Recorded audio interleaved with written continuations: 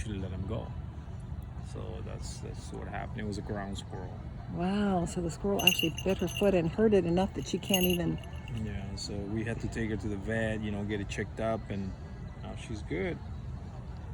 Good, and she's ready to fly and do some seagull patrol at this hotel soon? Yeah. When? When do you think she'll be ready? In a few minutes. Oh, really? We just gave her a little break. I mean, Oh. a little exercise. Oh, okay. Yeah. Gosh, she's like so aware and alert, right?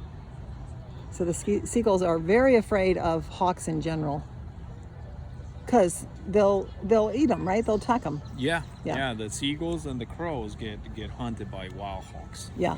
A lot. Yeah. I mean, usually daily. So yeah, when they see these guys around the property, they stay away. Their instinct tells them to stay away from the predator. Yeah. Well, it's such a cool solution to seagull control.